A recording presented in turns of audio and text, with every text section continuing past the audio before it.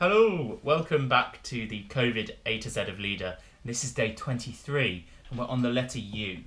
We're going to today talk about composers who may be unknown to you as leader composers or entirely as composers, but definitely those who are underexposed in the genre of leader, especially when we're talking about recording and performance. So there's the benefit of having songwriters like Schubert and Schumann is we have this incredible body of work. Also, I should add, all the composers we've spoken about so far, Wolf, these reams and reams of songs in the Miracle-Lieder, the Eichendorff, Strauss, over 200 songs, all of which are just really catchy and just really you want to sing. The massive output of Schubert, 600 songs, so many of which are unknown.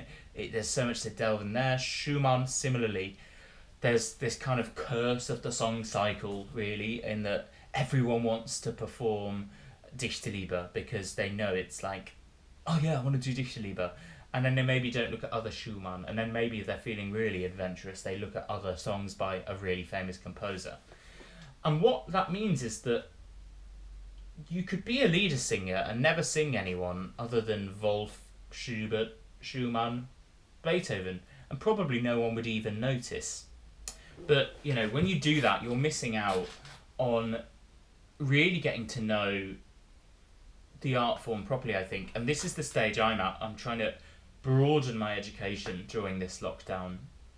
And one of the ways I've been doing that is to start to spend a bit more time with the music of composers who may not be considered the great leader composers, but actually are all great composers, and they may be respected for other things. For example, we've spoken a bit about Liszt, who is this incredible piano composer and virtuoso, but we can see his lieder are really experimental and seen by some scholars as really where Liszt kind of tried things out with composition. So very exciting to look at. The Petrarch sonnets that we spoke about the other day, he wrote 9 different versions of those. He was quite famous for doing that, retrying, and Lieder was where he did that. So we've looked a bit at Liszt and given him the spotlight. But there are many other composers like that. And today, my aim is to talk you through a few of them, but really this is such a dipping a toe in the water. I have used, to prepare this, some scores and gone the simple way of just interacting with the music instinctively, and I'll do a little bit of that and it will probably seem as improvised as it is. But I've also used the Cambridge Guide to Leader, and that's a fantastic resource and book, and I'm working my way through that slowly but surely. But in that book we have chapters on all the major composers, as you could imagine. But it is surprising to me that all of the composers I'm going to mention today are contained within one chapter, which is the Lied at mid-century, and they're given, at most, a 2.5 page spread. And into that 2.5 pages, mostly you're talking about their life and context, which frankly, I don't know about you, it is interesting to see these people as characters and humans, and that is fascinating. But it's not as fascinating to know what they did as artists. Their artistic output is really what I'm there for, and that barely gets grazed upon. We get a couple of examples of, isn't this clever, and they did that.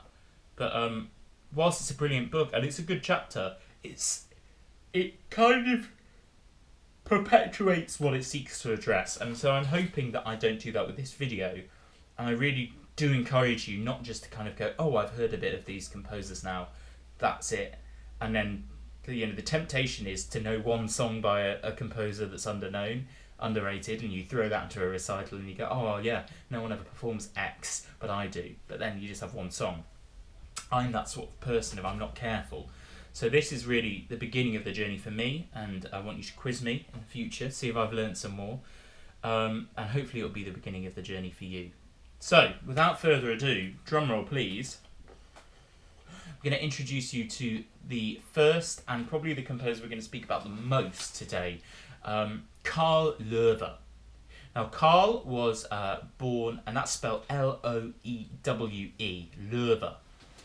So you may, if you follow Lieder, have heard of Loewe, purely because his output was probably the only person who really kind of comes to rivaling the size of output as Schubert that I can think of. He wrote over 350 songs, Lieder, but he also wrote over 200 ballads.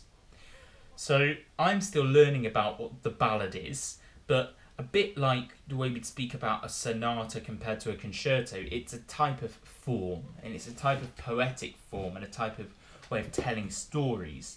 And at the time that Loewe was writing, it really was seen as a very different thing to the Lieder. And Loewe was respected during his time and after as probably the most accomplished ballad setter ever.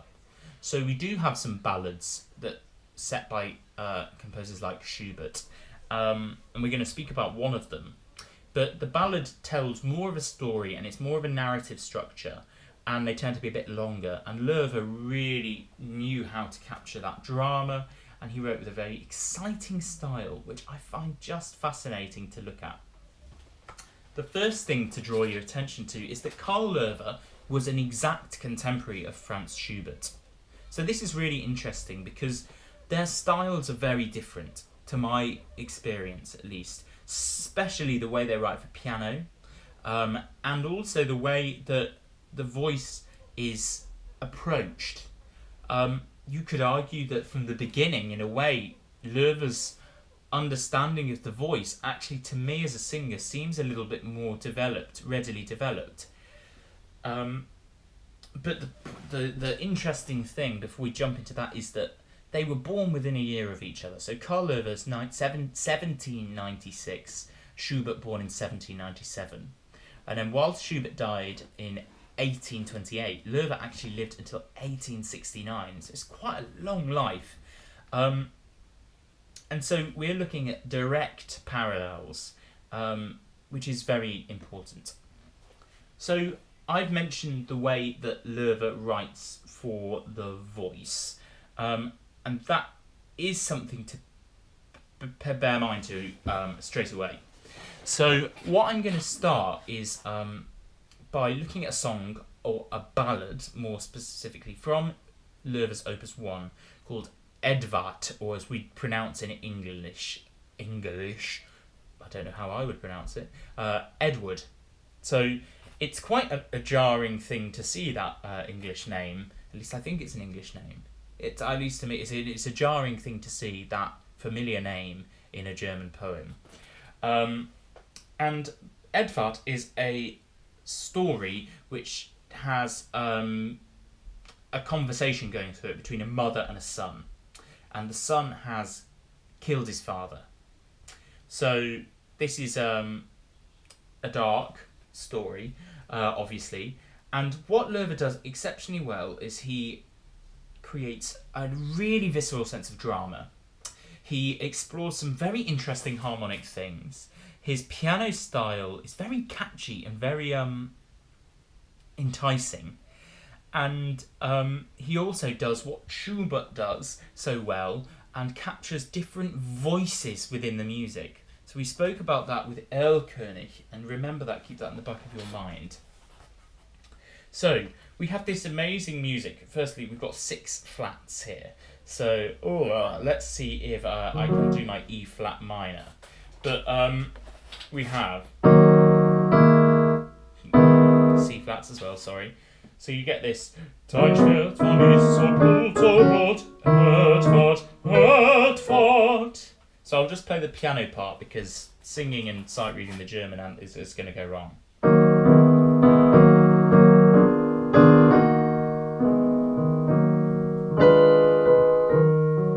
So we're in quite a rich harmonic place, and we've got this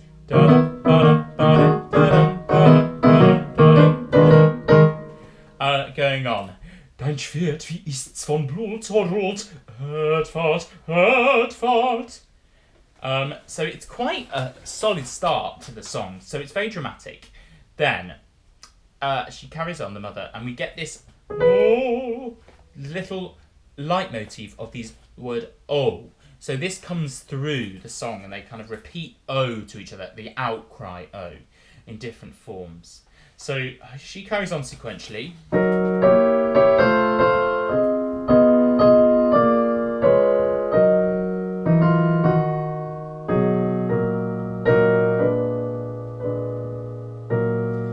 Now, I'm playing this slowly because I want you to just be able to hear the harmonies, but already there, that sounds to me like a totally unknown composer for me.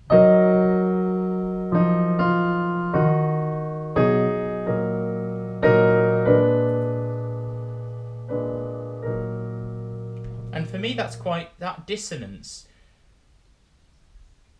the voicing, it sounds like a new world and a very different world to Schubert, to my ear. You might disagree. So, then we get this very interesting, very catchy response from Edwards.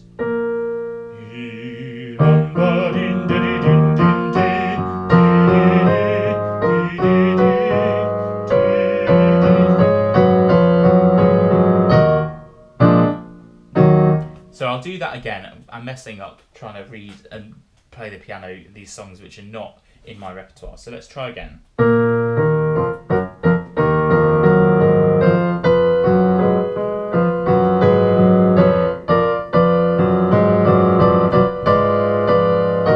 See here we get a sequence. I didn't do very well with it again. This is one of the piano days it's going to be a bad one. But we get this dum dum dum dum dum dum.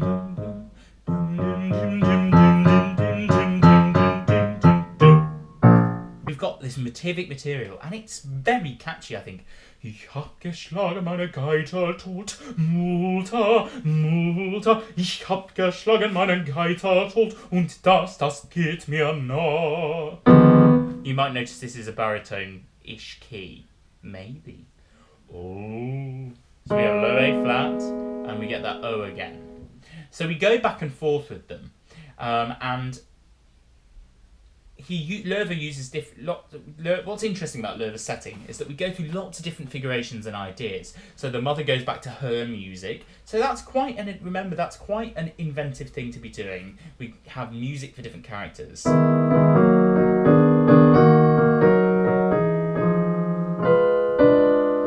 of variation on the harmonies.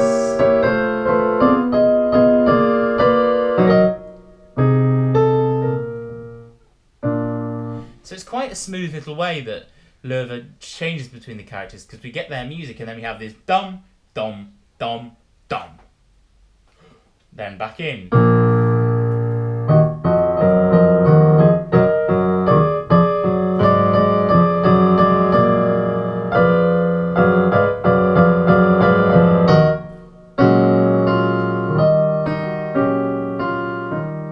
That was totally wrong. See you.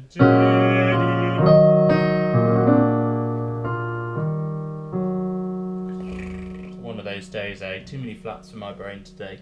So we have that back and forth. Then we get all these different types of music, and then in the middle we have a really dramatic change. And this reminds me of Der Jäger by Wolf, which is so much later. So a very different texture, and maybe it also reminds us of some of Beethoven's textures in Andi Ferner Geliebter, because we get this, I have my father killed. Ich hab geschlagen meinen Vater tot. This big rumbling bass, G minor. Mutter, ich hab meinen ich hab geschlagen meinen Vater tot. Und das quält mein Herz.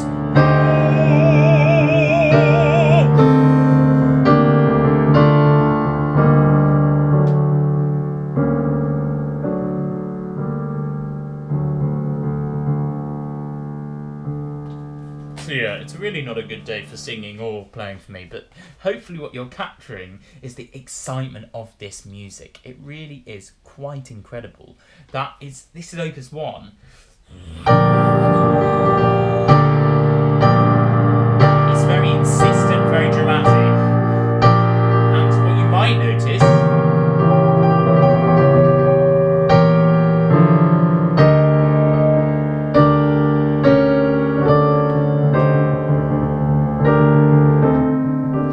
that it demands a lot of noise from the piano and a lot from the voice. So we said this maybe as baritone, but so far that we've had a massive high G. Now, any baritone I know will tell you they can sing a great massive high G, but it's very virtuosic.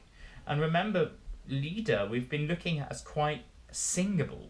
So Schubert's Erlkönig, to speak of his ballad, that never goes higher than a G, and that's a tenor key, whereas this goes right down into the depths. So for me, I wonder whether what Loewe's writing for is a more kind of baritone / tenor blend. It's the kind of thing that's attractive to me as a singer because I have a stronger low register, yet I'm able to sing the majority of tenor repertoire because, you know, that's my voice type, I'm a tenor. But it's very exciting when you see things, you go, oh, I could sing this in a way that not many other tenors can because they don't have lower voices, and also, you know, baritones, then all the high notes immediately become heroic because baritones have that kind of gear. So yeah, it's interesting and exciting stuff if you're a slightly lower set tenor. But it's also very interesting just in terms of the demands that this music puts on the voice. And, you know, maybe that gives us a reason as to why this isn't as readily in the repertoire, because of the skill required to approach it. Interestingly, however, whilst I'm butchering the piano part today, it's definitely less demanding than, say, something like Schubert's Erlkönig, but just in general, Schubert, you know, he writes so virtuosically and so fluently for the piano, whereas I find in Loewe's catalogue that whilst the piano parts are quite flashy, they use simpler building blocks. So, you know, this section now, which I'm going to introduce you to before moving on, and the reason I'm doing that is because I hear a lot more Mozart in this than I would hear in Schubert. You know, Schubert is kind of like, there's Mozart within it, but he really has his own language, whereas this sort of texture for me in Loewe, this is taken right out of a Mozart opera.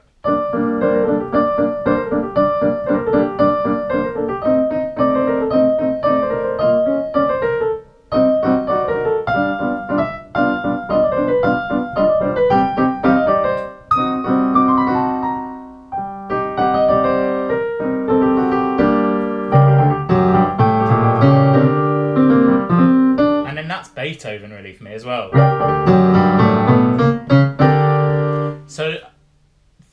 So that music's interesting because he's adding something new, and also we've got different sounds, different composers. So yeah, there's Edvard. I encourage you to listen to that. The reason I wanted to bear in mind that the Erlkönig is because that's Schubert's Opus 1, and it also appears in this Opus 1 of Loewe, a setting of Erlkönig, and they're remarkably similar because the way that they use key, the way that they capture the three different voices and characters within the poem, and also the way in which they end them very starkly with no outro. It's very interesting, so I recommend you have a look at that. One of the things as to observe, as a final thing, is that these songs don't have an introduction. That's quite different to the Schubert settings, isn't it, where we get this. It sets up the mood in the piano, whereas actually we begin da-dum, da-dum, da-dum, da-da, Edvard, Edvard, together with the piano. So yeah, there's Carl Loewe. I have also got a couple of other little things just before we go to draw your attention to, because his style is so diverse. So something else I've pulled up. This might be a long video, but you know, these guys have earned it. I say guys without gender. Spoiler. We have here a Wanderers Nachtlied, which is it says was composed in 1817 by Loewe, Opus 9, and it's number 3. Now the reason this is interesting to me is because this is a Goethe setting, and it's something that has been famously set by lots of composers, and there's a gorgeous Schumann setting of this. And I think there's a real interesting simplicity in... Do you know, simplicity is the word that I would give to Loewe's music in a complementary way. There's a simplicity to the building blocks that he uses, and it makes the things that he's doing that are experimental a little bit more obvious to see. So for example, here we have this über allen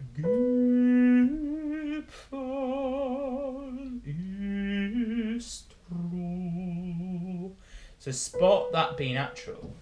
Then our introduction we have.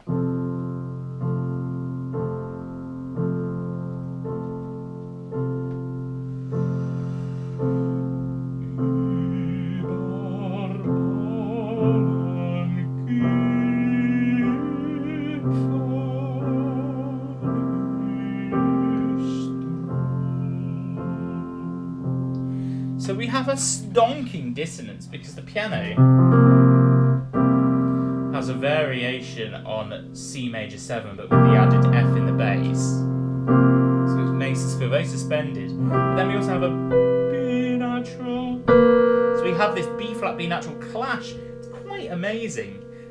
And for something so early, I find that really interesting, and it's not necessarily allowed, and that's exciting to me. He wants to colour that word with something exciting, and he just takes a note that's completely out of key.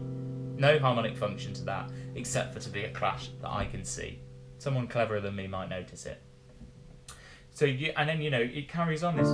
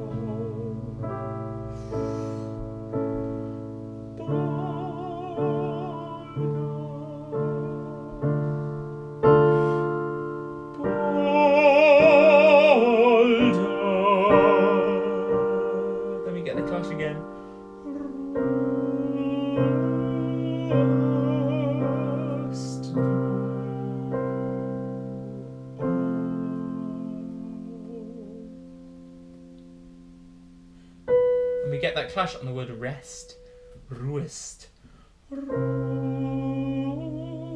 there we're right by it.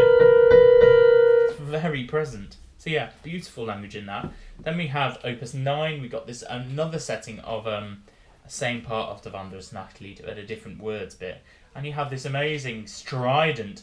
It reminds me of Ich grolle nicht, and it shows you how, again, it's a much more dramatic style. Much more Italian and operatic. Here we have, again we begin with just voice and piano, we get this.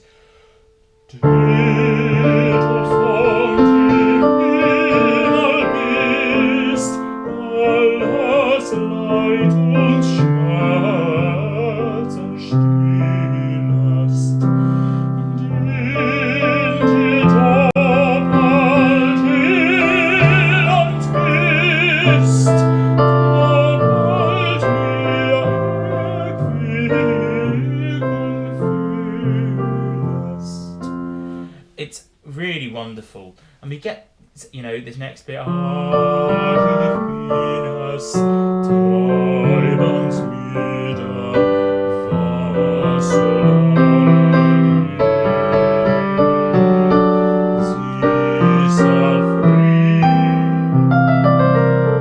And again, that's so classical that.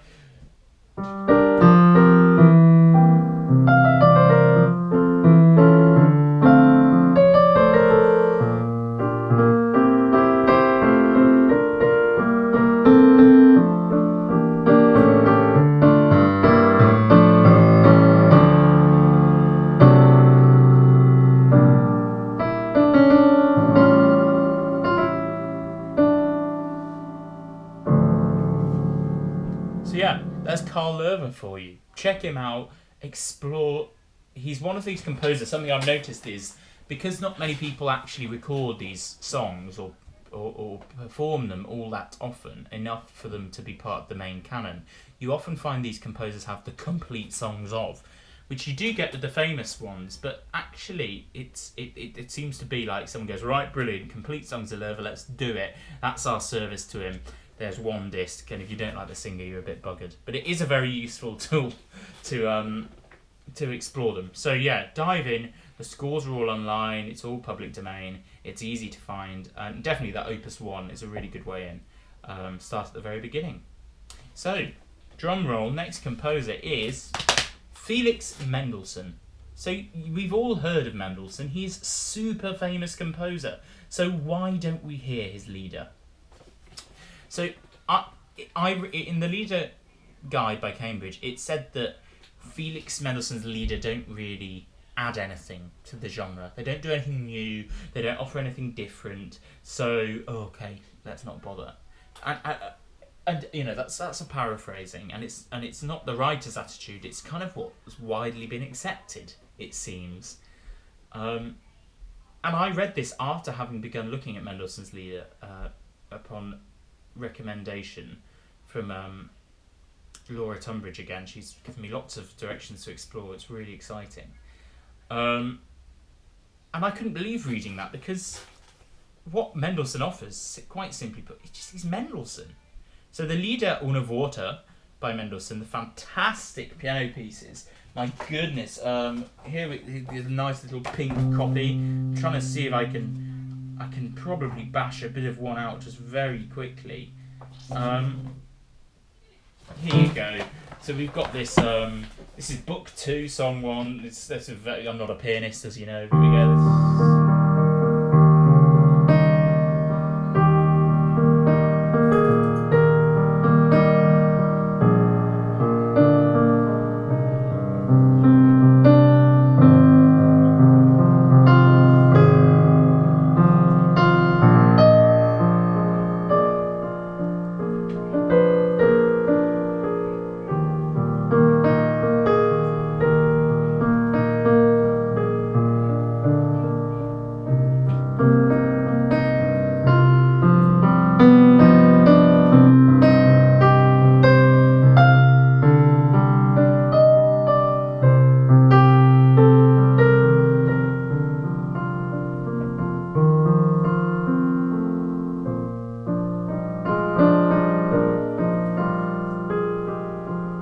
And so on. Oh, after the repeat.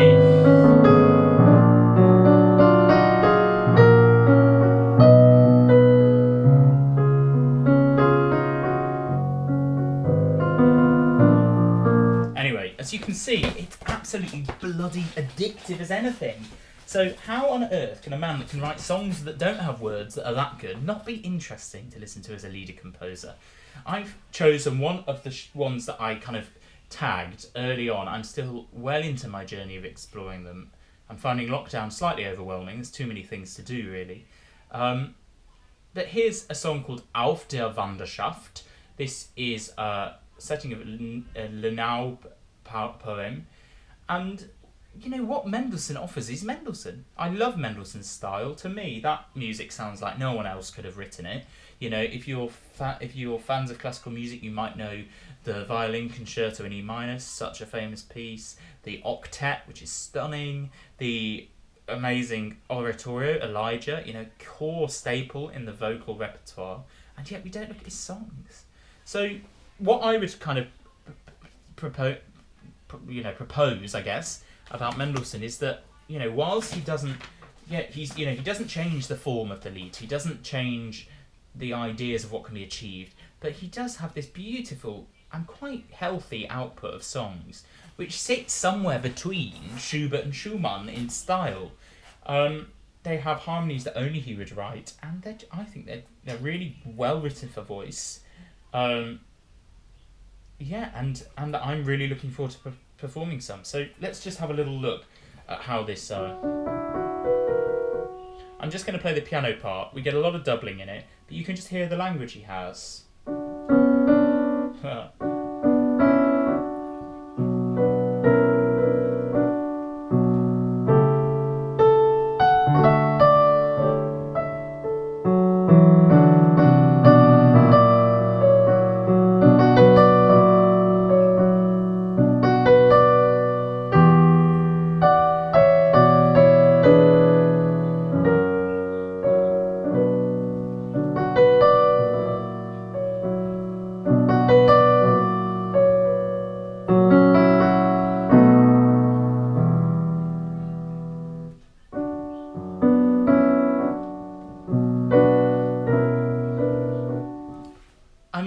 that to me is such beautiful harmony, especially this. So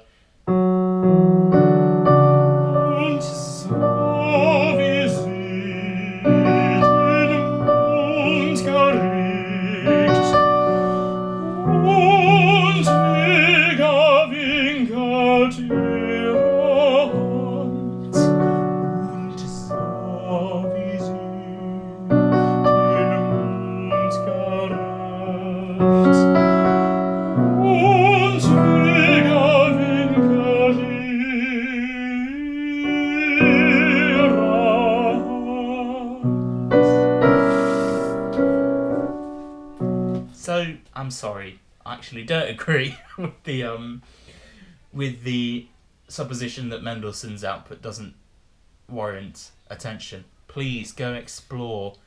They're just the same luxurious, sweeping, really developing melodies, and that was just a joy. I've never sung it. It's a joy to sing. I can feel the bow going on the strings like a cello piece or a violin piece. So yeah, there's Felix Mendelssohn.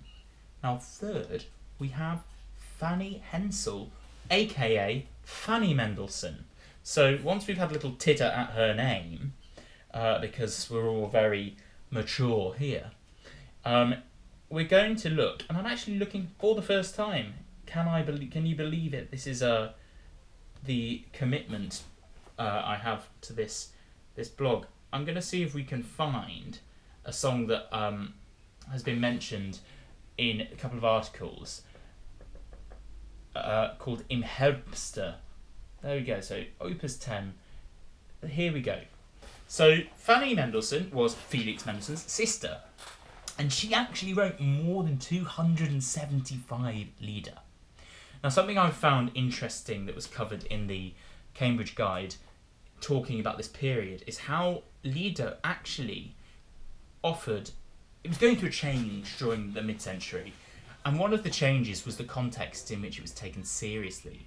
Lieder was seen as a form which should be simple, it should be easily playable and singable. So whilst Schubert doesn't always conform to that, still he obviously captured people's definition of what they wanted whilst finding a way to stretch the boundaries.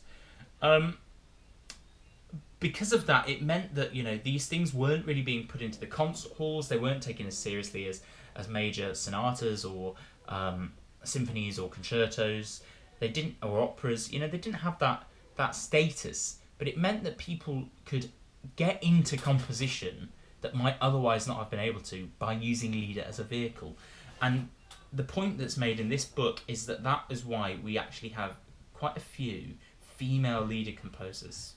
Now, it's a tragedy, and we all know that, we talk about classical music, and with the exception, really, of Clara Schumann and Fanny Mendelssohn, but I've never really been told to listen to her. Clara Schumann's really the only one that I'd heard of as a female composer, and that's probably only because of the size of Robert Schumann's output and importance. We just learn about a load of men. Now, there are some incredible female composers today, thank God. But the thing is, I'm sure you are, there were some incredible female composers then who just weren't being published, just didn't have the clout or the respect to get, it's a crying shame, isn't it? Like a whole different perspective on life and emotions and status and all the stuff that classical music comments on. So it's a real shame. It's a real shame. But Lieder is a place we can escape that a little bit, so thank goodness for that. So I've included these two female composers because I really want to encourage you, as well as myself, to just go exploring. Many people actually find that Fanny Hensel, I'm going to refer to her by her personal name rather than attaching her to Mendelssohn. Many find that her style is actually much more diverse in terms of quality and style than Felix's Lieder output. Now, as you know, I really connect with that style of Felix. But let's have a look. Im Herbste, which is in the autumn, was noted as a song that kind of encapsulates a lot of what she was going for stylistically. So let's discover it together. So we have an Adagio, G minor. das Gartens Mann erzähler, hilft noch einer einziger Ranker, also mit in mein Arm, seiner Schmerzen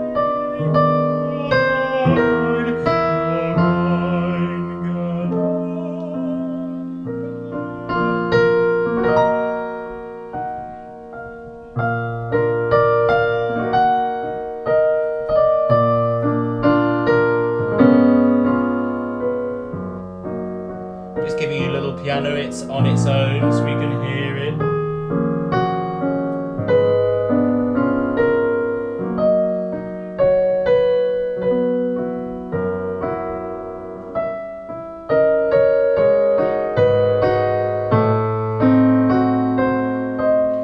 Zu keiner Frist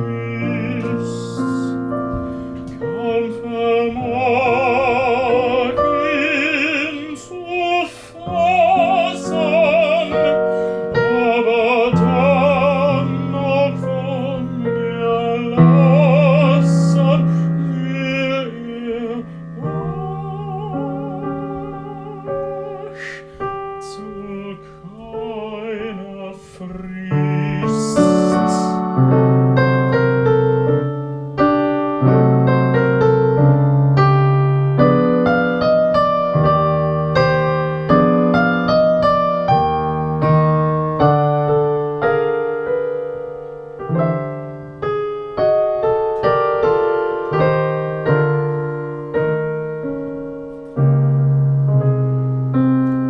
Dass du nie verloren bist. Wow, okay, so that is literally the first time I've seen or played or sung any of that, so it's very rough, but I hope you enjoy. Oh, hello, Lily. Doggy's coming in. Hello.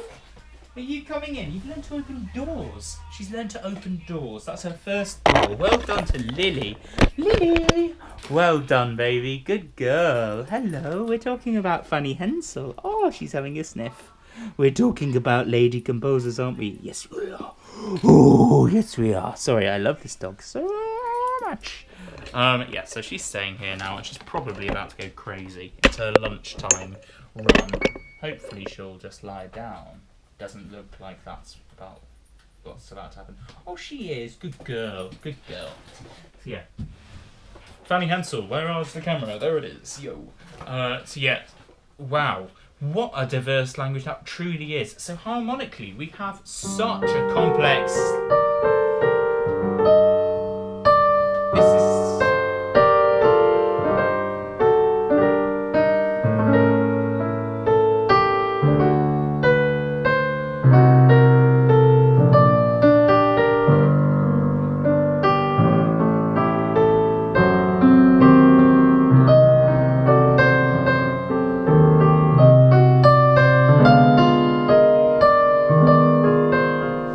We've got this amazing auf des Gartens Mauer Zimmer mit noch einer einziger Ranker, also mit in meinen Sinne schmerzlich nur noch ein Gedanke.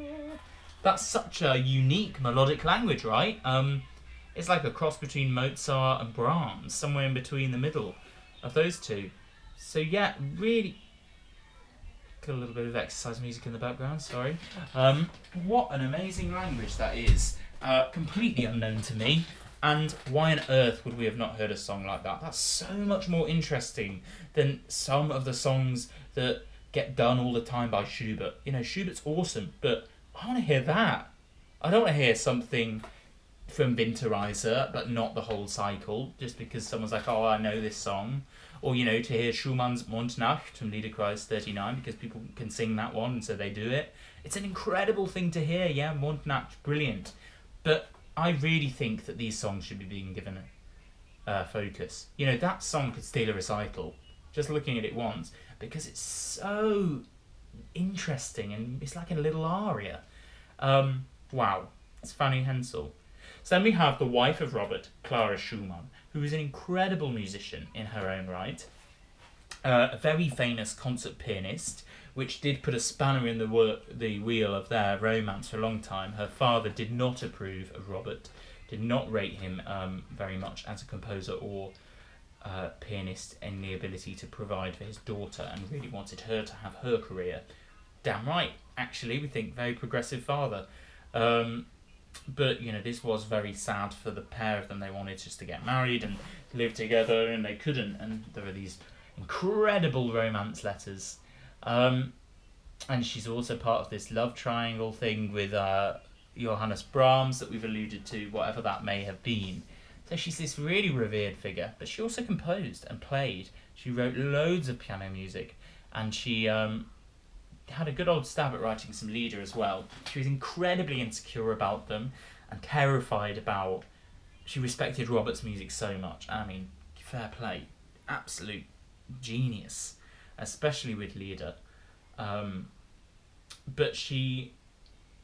Whilst being very shy, Robert actually, it's really nice stories. He was really supportive of her output. He really pushed forwards what she was doing. He got his publisher to take selections. He got things published without her knowing, I think. Being like, yeah, no, but they're going to publish them. And she's, because she didn't want to risk them being torn down. Because, you know, even though we said lieder is easier for women, it's not, you know, it wasn't a women's industry composition. So it's really nice to know that support was there, and I think it's encapsulated in an opus I'm going to lead you to, which is Opus 12, which is a set of Rückert lieder which were composed by Robert and Clara together. So she did some songs on her own and he did some songs on her own, but they worked on that together and was collaborative, and I just think that's so lovely. So I encourage you to go and check her out. Now, I think 42 minutes of pretty much straight talking and not much musical content is enough. So I'm going to try and just round up. The problem with unknown people and underrepresented people is that there are just far too many to give proper airtime to. And what I'm going to try and do now is I'm just going to give you a list of some more composers for you to just go and explore. There are recordings of these people, and if you're a player or a singer, you can get the scores easily. And, you know, like the way I'm doing it just now, it's, you can, if you've played through some lieder, you can feel the difference in composers immediately.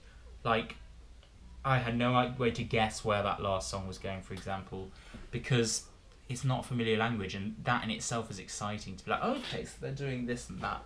So if you're a practitioner, then I recommend finding that way in before you listen. But yeah, so here are some composers. There, some of these composers I've never heard a song from because they're still on my list, and you know, all this stuff does take time. And some are people who I've started to look at and I'm really excited by. So 3 of the composers are those mentioned in the chapter in the Cambridge Lieder Guide, but one who's not, who does have his own chapter, and is a composer who is often overlooked because, again, of his surname and where he falls in history, and that's C.P.E. Bach. So I've heard and sung some of his choral vocal music, and I played some of his piano music at school, but he sits between Mozart and Bach, and so, you know, and he's got the surname Bach. I can't remember what his relationship is, but it's you know, younger generation. I don't know whether he's son or grandson or cousin or kind of grand cousin. I can't remember. I'm really sorry. But yeah, he wrote a lot of songs, really worth looking out, because they're some of the earliest lieder written by a serious composer, really. So beginning of the art form. So check those out.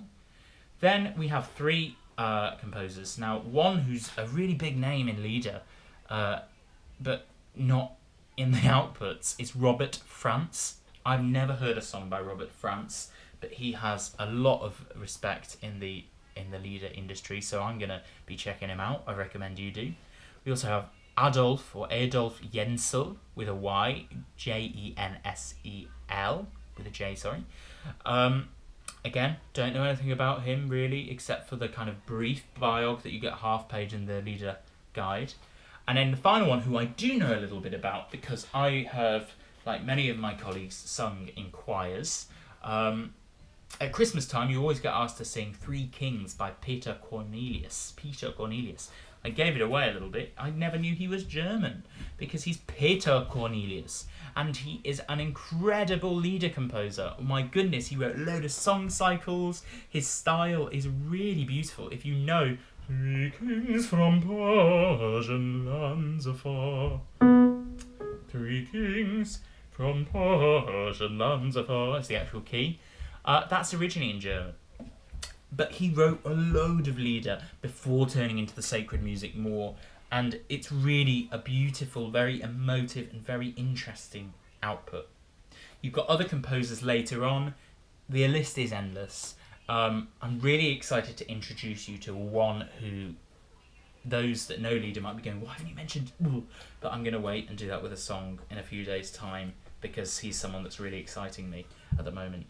Anyway, guys, thank you so much if you've listened to this whole thing. Wow, it's been lovely to talk about, and as with all of these things, there's always a couple of surprises for me and for you along the way. Please beg your indulgence for the fact that today is not a day for me to make music, but it sure has been a day where I've enjoyed talking about it. So thank you so much. Forgive the floppy fingers today and the just needing a day off voice. Guys, thanks for coming along for the ride. I will see you tomorrow for you're in for a treat. I'll definitely do that tomorrow. Okay, see you then. Bye.